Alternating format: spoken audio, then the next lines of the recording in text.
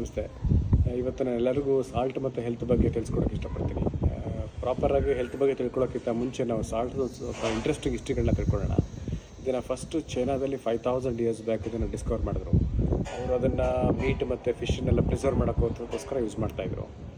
ಇನ್ನೊಂದು ಆಶ್ಚರ್ಯಕರ ಸಂಗತಿ ಏನಪ್ಪ ಅಂತಂದರೆ, ಈ ಸ್ಯಾಲ್ರಿ ಅಂತ ಹೇಳ್ತೀವಲ್ಲ, ಸ್ಯಾಲ್ರಿ ಅನ್ನೋ ವರ್ಡ್ ಬಂದಿದ್ದು ಕೂಡ ಸಾಲ್ಟಿಂದ. ಲ್ಯಾಟಿನಲ್ಲಿ ಸಾಲ್ ಅಂತಂದರೆ ಸ್ಯಾಲ್ರಿ ಅಂತೇಳಿ. ಸೊ ರೋಮನ್ ಮಿಲಿಟ್ರಿ ಅವ್ರಿಗೆ ಸಾಲ್ಟನ್ನ ಸ್ಯಾಲ್ರಿ ರೂಪದಲ್ಲಿ ಕೂಡ ಕೊಡಲಾಗ್ತಾಯಿತ್ತು. ಆ್ಯಸ್ ಎ ಕರೆನ್ಸಿಯಾಗಿ ಕೂಡ ಯೂಸ್ ಮಾಡ್ತಾಯಿದ್ರು. ಮತ್ತು ನಾವು WHO ಪ್ರಕಾರ ಸಾಲ್ಟನ್ನು ಪರ್ ಡೇ 5 ಗ್ರಾಮ್ಸ್ ಅಷ್ಟು ತೊಗೋಬೇಕಾಗುತ್ತೆ. ಅಂತಂದರೆ ಕಡಿಮೆ 2.3 ಗ್ರಾಮ್ಸ್ ಅಷ್ಟು ಸೋಡಿಯಂ ಬರ್ತದೆ 5 ಗ್ರಾಮ್ ಸಾಲ್ಟಿಗೆ. ಸೊ ನಾವು ಅದನ್ನು ರೆಕಮೆಂಡ್ ಮಾಡಿರುವಂಥದ್ದು. ಆದರೆ ನಮ್ಮ ಸುಮಾರು ಇಂಡಿಯಾದ ಪಾಪ್ಯುಲೇಷನಲ್ಲಿ ಆ್ಯಸ್ ಪರ್ ICMR ರಿಸರ್ಚಲ್ಲೆಲ್ಲ ನಮಗೆ ಕಂಡುಬಂದಿರೋದು ಆ್ಯಾವ್ರೇಜ್ 4 to 8 ಗ್ರಾಮ್ಸ್ ಅಷ್ಟು ಕನ್ಸ್ಯೂಮ್ ಮಾಡ್ತೀವಿ. ಕೆಲವು ಕಡೆ ಎಲ್ಲ 11 to 12 ಗ್ರಾಮ್ಸು ಕೂಡ ಕ್ರಾಸ್ ಆಗ್ತದೆ. ಕೆಲವು ಸ್ಟೇಟ್ ಗುವಾಹತಿ ಇರ್ಬೋದು ಅಥವಾ ವಿಜಯವಾಡ ಇರ್ಬೋದು, ಇಲ್ಲೆಲ್ಲ ಸ್ವಲ್ಪ ಹೆಚ್ಚಿಗೆ ಸಾಲ್ಟನ್ನ ಕನ್ಸ್ಯೂಮ್ ಮಾಡ್ತೀವಿ. ಕರ್ನಾಟಕದಲ್ಲಿ ಅರೌಂಡ್ 7.8 ಗ್ರಾಮ್ಸ್ ಅಷ್ಟು ಕೂಡ ಕನ್ಸ್ಯೂಮ್ ಮಾಡ್ತಾರೆ. ಸೊ ನಾವು ಆದಷ್ಟು ನಮ್ಮ ಸಾಲ್ಟ್ ಇಂಟೇಕ್ನ 5 ಗ್ರಾಮ್ಸ್ಗಿಂತ ಕಡಿಮೆ ಇಟ್ಕೊಳ್ಳೋದು ತುಂಬಾ ಆರೋಗ್ಯಕ್ಕೆ ಮುಖ್ಯ ಆಗುತ್ತೆ. ಸೊ ಯಾಕೆ ಅಂತ ಹೇಳಿದ್ರೆ, ನಾವು ಹೆಚ್ಚಿಗೆ ಸಾಲ್ಟ್ ತೊಗೊಳ್ಳೋದ್ರಿಂದ ಹೈ ಬಿ ಪಿ ಆಗುವಂಥದ್ದು ಮತ್ತು ಕಿಡ್ನಿ ಸ್ಟೋನ್ ಆಗುವಂಥದ್ದು. ಸಾಲ್ಟ್ ಹೆಚ್ಚಿಗೆ ತೊಗೊಂಡಷ್ಟು ಯೂರಿನಲ್ಲಿ ಹೆಚ್ಚಿಗೆ ಕ್ಯಾಲ್ಶಿಯಂ ಹೋಗ್ತದೆ.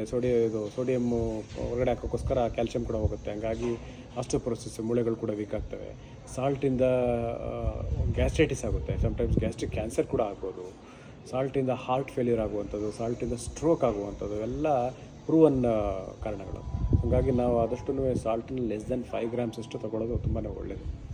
ನಾವು ಯಾವ ರೀತಿ ಇದನ್ನು ಕಂಟ್ರೋಲ್ ಮಾಡ್ಕೋಬೇಕು, ಸಾಲ್ಟನ್ನ ಕಡಿಮೆ ತೊಗೊಳ್ಳೋದಪ್ಪ ಅಂತಂದರೆ, ಒಂದು ನಾವು ತಿನ್ನೋವಂಥ ಆಹಾರದ ಮೇಲೆ ಒಂದು ಕಂಡಿಟ್ಕೋಬೇಕಾಗುತ್ತೆ. ನಾವು especially potato chips, salted cheese, stored food ಇದೆಲ್ಲ ಹೈ ಸೋಡಿಯಂ ಇರ್ತದೆ. ನಾವು ಅದನ್ನು ಲೇಬಲ್ ನೋಡ್ಕೊಳ್ಬೇಕಾಗುತ್ತೆ. ಲೇಬಲ್ ನೋಡಿಕೊಂಡು ಏನಾದರೂ ಸೋಡಿಯಂ ಕಂಟೆಂಟ್ ಹೆಚ್ಚಿಗೆ ಇದೆ ಅಂದರೆ ಅದನ್ನು ತೊಗೊಳ್ಬಾರ್ದು.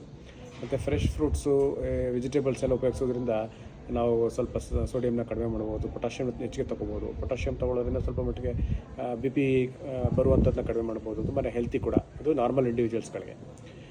ಮತ್ತೇನಪ್ಪ ಅಂತಂದರೆ, ನಾವು ಈ ಸಾಲ್ಟಲ್ಲೂ ಕೂಡ ರಿಫೈನ್ಡ್ ಸಾಲ್ಟು ಮತ್ತು ಅನ್ರಿಫೈನ್ಡ್ ಸಾಲ್ಟ್ ಅಂತೆಲ್ಲ ಇದೆ. ರಿಫೈನ್ಡ್ ಸಾಲ್ಟ್ ಅಂದರೆ basically table salt. So unrefined salt ಅಂತಂದರೆ ಇದು ರಾಕ್ ಸಾಲ್ಟ್ ಅಂತ ಹೇಳ್ತೀವಿ, ಮತ್ತು ಬ್ಲ್ಯಾಕ್ ಸಾಲ್ಟ್ ಅಂತ ಹೇಳ್ತೀವಿ. ಇದೆಲ್ಲ ಕೂಡ ಅನ್ರಿಫೈನ್ಡು. ಈ ರಾಕ್ ಸಾಲ್ಟಲ್ಲಿ ಹೆಚ್ಚಿಗೆ ಪೊಟ್ಯಾಷಿಯಮ್ ಇರುತ್ತೆ. ಸೊ ಹಂಗಾಗಿ ಕೆಲವು ಟೈಮು ನಾನು ಈ ಕಿಡ್ನಿ ಪೇಷಂಟ್ ಆಗಿದ್ದರೆ ಅಥವಾ ಹೈ ಪೊಟ್ಯಾಷಿಯಮ್ ದೇಹದಲ್ಲಿದ್ದರೆ ಅವ್ರು ಮಾತ್ರ ಉಪಯೋಗಿಸ್ಬಾರ್ದು. ಅದರ್ವೈಸು ಪರವಾಗಿಲ್ಲ. ಬಟ್ ಏನಂದರೆ ಪ್ಯೂರಿಟಿ ಇರೋದಿಲ್ಲ ಮತ್ತು ಅನ್ರಿಫೈನ್ಡ್ ಇರ್ತದೆ. ಸೊ ನಾವು ಸಾಲ್ಟನ್ನು ನಾವು ಕಡಿಮೆ ತೊಗೊಳ್ಳೋದು ಅಭ್ಯಾಸ ಮಾಡ್ಕೊಂಬಿಟ್ರೆ ನಮ್ಮ ಟೇಸ್ಟ್ ಬಡ್ಸ್ಗಳು ಕೂಡ ಸಾಲ್ಟ್ ಕಡಿಮೆಗೆ ಅಡ್ಜಸ್ಟ್ ಆಗ್ತದೆ. ಅದಾಗಕ್ಕೆ ಒಂದು 4 ರಿಂದ 6 ವಾರ ಬೇಕಾಗುತ್ತೆ. ಆಮೇಲಿಂದ ನಮಗೆ ಸಾಲ್ಟ್ ಕಮ್ಮಿ ಇರೋ ಆಹಾರ ಕೂಡ ಹೆಚ್ಚಿಗೆ ರುಚಿಸುವಂಥದ್ದಾಗ್ತದೆ. ಸೊ ಹಾಗಾಗಿ ನಾವು ನಮ್ಮ ದಿನನಿತ್ಯ ಆಹಾರ ಪದಾರ್ಥಗಳಲ್ಲಿ ಸೋಡಿಯಂನ ಕಡಿಮೆ ತಗೊಂಡು BP ಬರ್ದಂಗೆ ನೋಡ್ಕೋಬೋದು.